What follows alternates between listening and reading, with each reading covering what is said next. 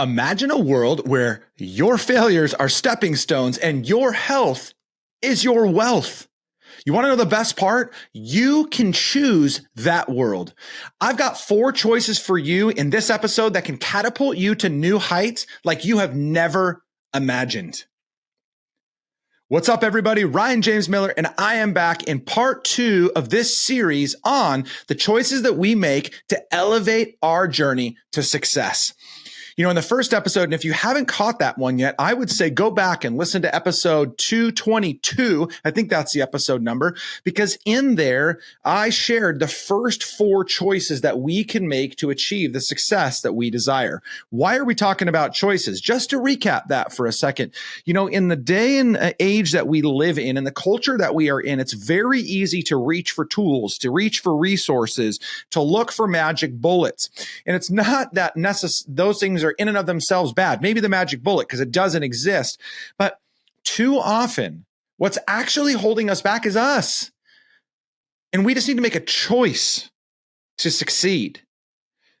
8 choices, as a matter of fact, that I've come up with. And so in that first episode, I shared 4 choices that I believe are the first 4 of 8 choices that are going to be extremely beneficial to you if you desire success. And again, the best part about this is these are inside your control. I mean, you actually get to choose these. Nobody can tell you you can't. Nobody can prevent you from choosing these things. So the first 4 were cultivating a growth mindset, taking consistent action, committing to lifelong learning, and staying flexible. If you want to listen to those, or you want to hear more about those, it was actually a really, really good episode. And we got a lot of really good feedback from that specific topic and that content. And so if you missed it, go back, check it out. And if you did watch it, or if you did listen to it, let me know. Shoot me a DM.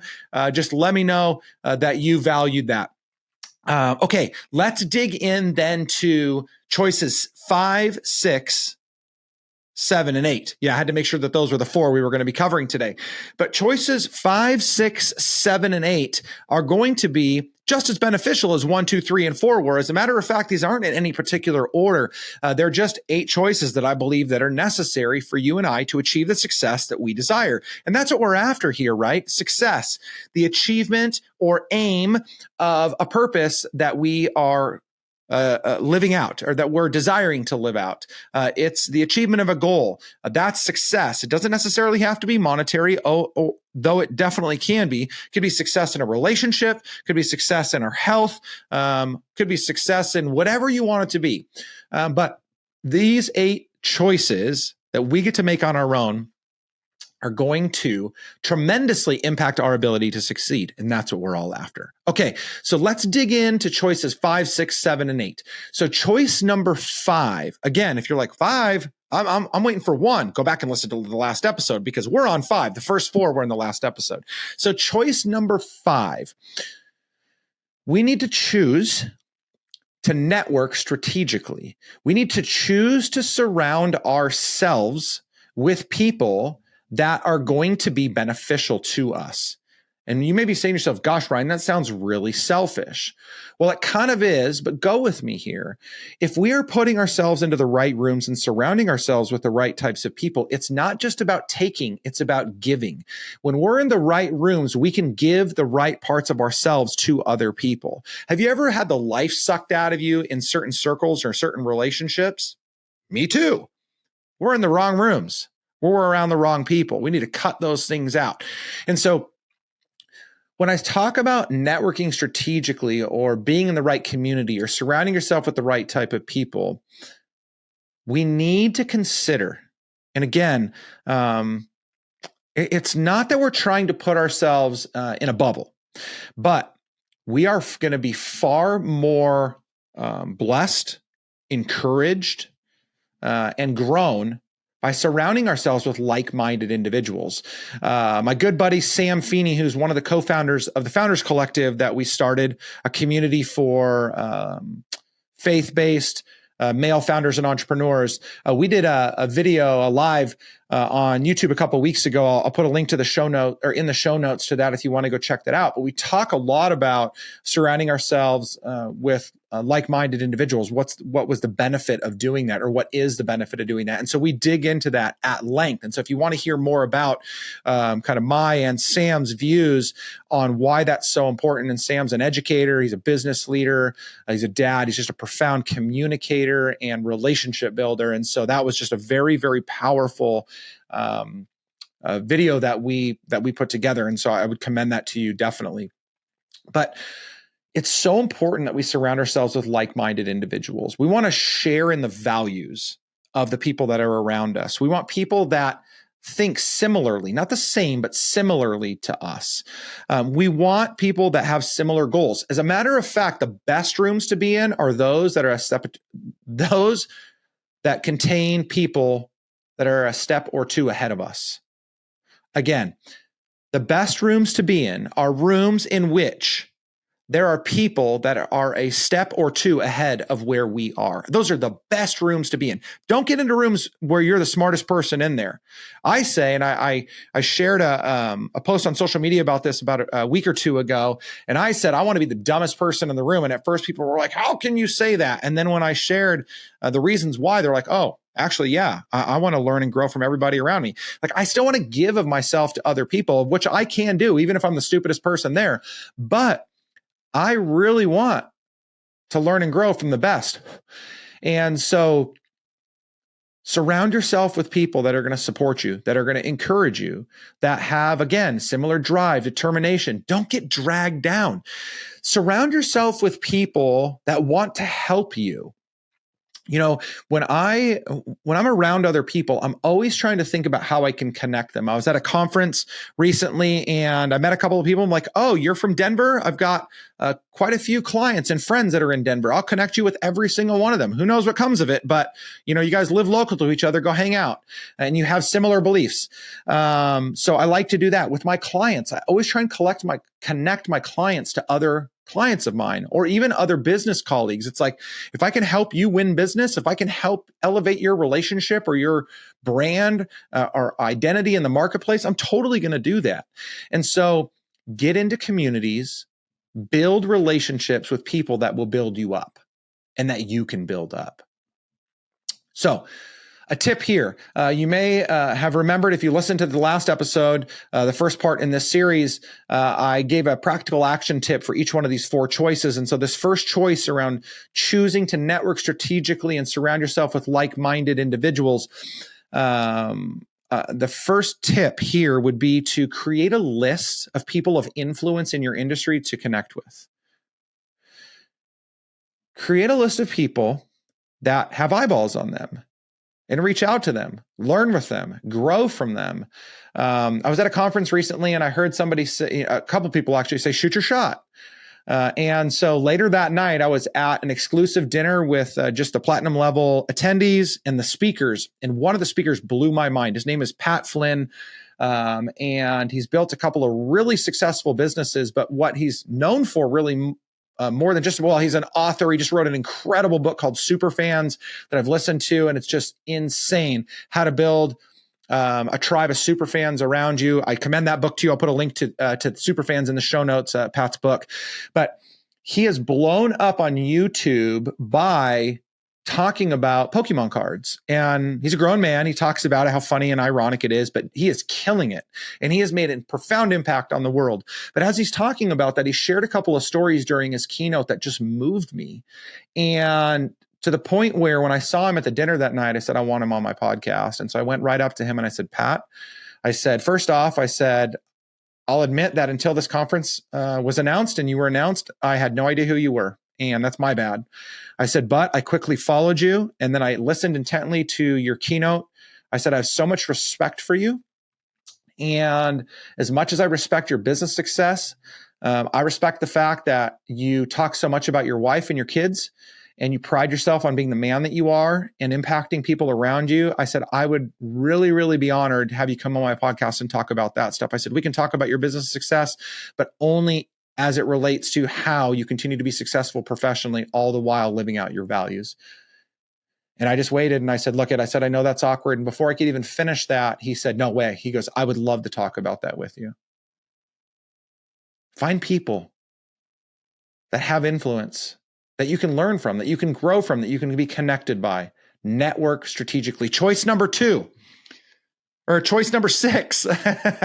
Choice number 2 was taking consistent action. That's in the last episode. Choice number 6 is prioritizing personal health.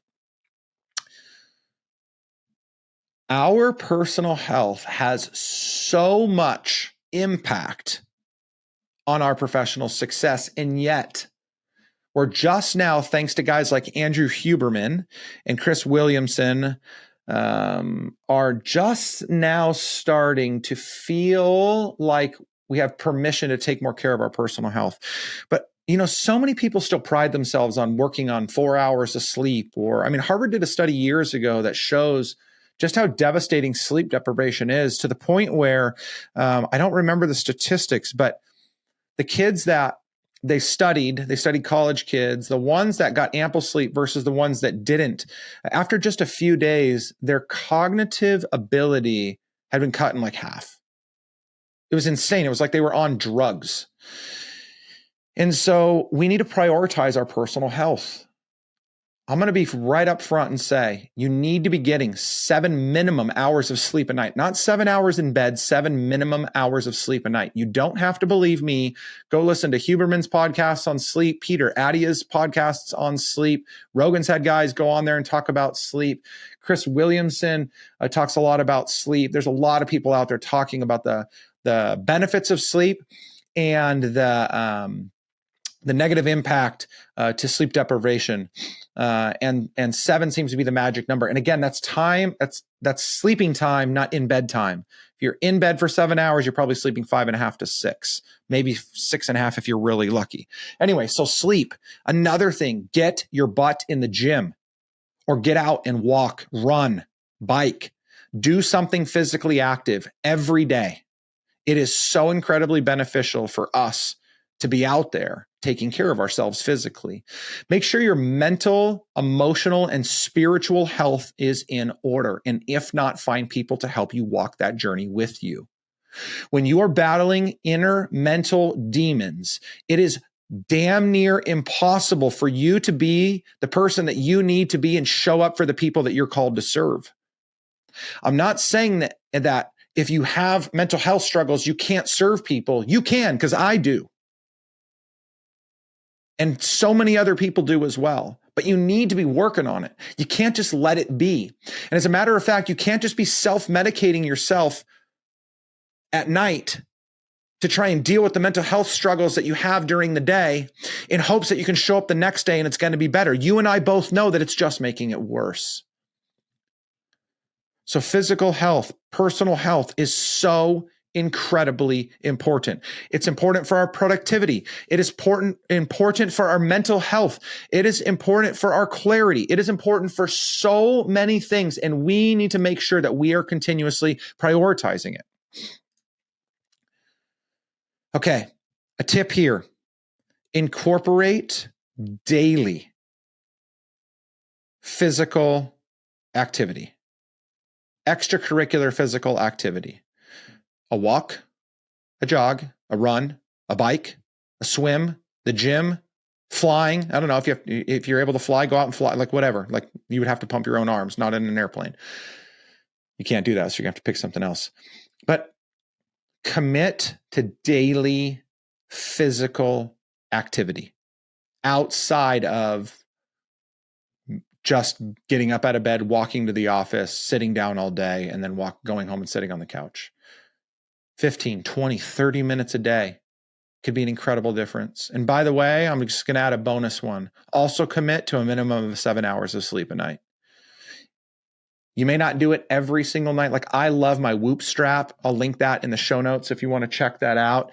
But Whoop has been, WHOOP has been had one of the most profound impacts on my health, because I'm able to see the data that proves to me that not treating my body well has a negative impact on my body's ability to perform the next day and days after.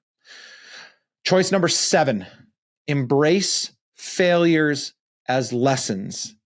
I love the fact. I love this one so much. And here's why. Right now, the world's trying to tell you that you should be good with failure. And I say that is nonsense. I hate failure. You should hate failure. We should not want to fail. I hate failing more than I love winning. I don't like to fail. The problem is I fail, and I'm going to keep failing because I'm not perfect. And so what do we do about it? Well, we have a choice to make. And the choice is, how are we going to see it?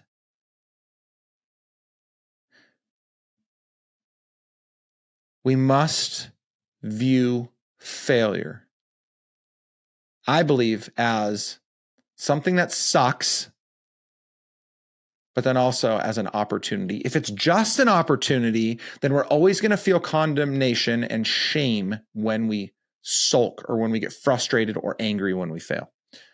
So we need to be okay welcoming those negative feelings around failure, but we need to turn then to it being also an opportunity. I don't think it can be one or the other. I think it needs to be both. It's seen as crappy and opportunistic. And so use it as an opportunity to learn, to grow, and to get better. Tip number one, in the last episode, I talked about having a growth mindset. And so much of having a growth mindset is how we face adversity and challenge. And failure is just that. How are you going to deal with it? Failure happens every day. I mean, if you own a business, if you sell for a business or for yourself, man, you deal with so much failure. Success rates are so low, even for the best in the world. We've got to learn how to deal with it. And we've got to figure out how to learn and grow from it. It frustrates me when I hear salespeople so often that fail, that lose out on a deal. And I'm like, oh, why? And they're like, oh, probably because. I'm like, what? What do you mean probably? You can't guess. You don't get to guess why the prospect said no. You need to ask. You need to figure out why they rejected you. Ask questions. And you should be able to go back, because you've documented your process well. You should be able to go back in time and see where you could have done better, areas where you could have improved, and probably where you could have actually won instead of lost. But because of a choice you made, like Choose Your Own Adventure, I'm dating myself here, like Choose Your Own Adventure books, you could have chosen a different path that could have had you succeeding instead of failing. And this goes for every area of life. Every failure, and most all of the failures that we experience are actually external. We don't choose the failure chooses us. Now, we obviously do things that influence that, but we don't say, hey, I want to fail today. So it's outside of our control, but what's in our control is the choice we make to grow from it. So get pissed off, be sad, and then grow from it. My tip, and this one I believe is money. So good. Journal every time you fail. Write down the failure, how you feel, what happened that led to that failure, and where you would do something differently next time. That is money. That is going to help you so much, is if you journal your failures as they happen. In the moment, you fail, start taking notes. Figure out what happened, figure out how to change it for next time. Number 8. Last one rolling in here, you guys. The 8th challenge choice, by the way, again, I want to say this before we get to choice number 8, is the beauty of choice is it's ours. There's so many things in this world that are outside of our control. If it was our choice, our life would probably look much different.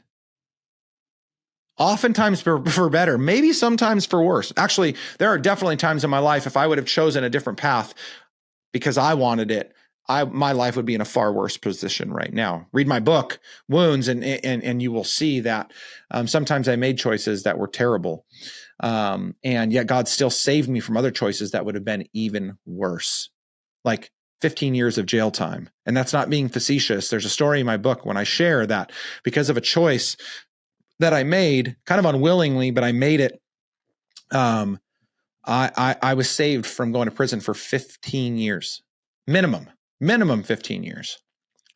So choices are important. We need to see them as they are, a gift from God. The fact that we have choices in everything.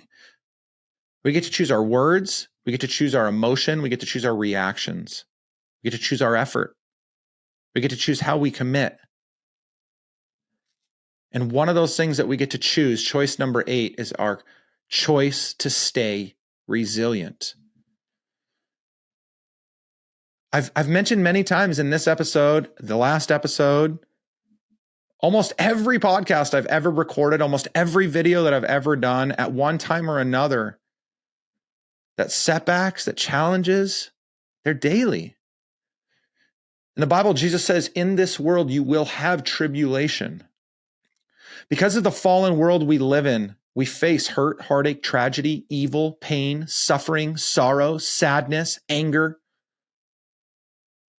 All of those things. Some people far worse than others. I was sitting in a room recently listening to a husband and wife that had less than a year ago lost their child. I didn't hear the reason why. All I heard was they had lost their child a year ago. And I just started to well up with tears. And then the tears started falling when I heard that they chose to stay resilient. As broken as they were, they decided to use that as an opportunity to advocate for other parents that would lose their children. That to me is resilience. Now, many of us won't have to face a challenge like that. Thank God. Thank God that most of us will never lose a child. If you have, I am so sorry. Whether you lost a child in the womb or you lost a child born into this world, I am so sorry. I could not even imagine what that must be like. And it's a pain that never goes away. It gets a little bit easier, but it never goes away. I'm so sorry. But I've been so encouraged by the resilience of those I know that have lost children and have fought through it and actually use that as an opportunity, taking many of these 8 choices and doing something great in their life and in the lives of the people around them, bringing awareness, giving back, making an impact. We face setbacks every single day. We face challenges every single day. For so many people, and I understand some of them are so hard. But for some people, that's where it ends. They face a setback, they face some massive failure, some massive hurt, and they just quit. I get it. It's not easy. Some are way worse than others. But I got to tell you right now, as long as you breathe life, as long as you walk the face of this earth, there is still purpose for you, which means that you have to choose resilience to fight through the setbacks and to continue to fulfill the mission that God has called you to. But you can't do it alone. That's why choice 5 was networking strategically and surrounding yourself with like-minded community. That's why it's important to surround yourself with people that will love you, encourage you, support you, and hold you accountable. Resilient, none of these. Life, forget these choices for a second. Life is not about running a solo mission. Life is about being on mission with other people that we can better and that will make us better. That's how we fight setbacks. That's how we build resilience, is by being lifted up when we fall down. By helping to take some of the crossfire that's coming our way.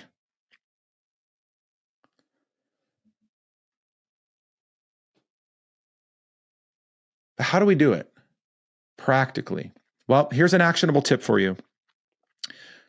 I would encourage you, actually, I'm going to put a link in the show notes to a guide that we've created called, I'm going to butcher this, a guide to identifying and challenging negative thoughts. I think that's the name of it. It'll be down in the show notes. You can check that out. But that's a great resource, or come up with one of your own or find somebody else's to develop coping strategies for dealing with stress and disappointment, for dealing with setbacks, for dealing with challenges. And can I encourage you to something? Stop self-medicating. If you want to smoke, which I totally disagree with, cigarettes at least, an occasional cigar ain't so bad, do it.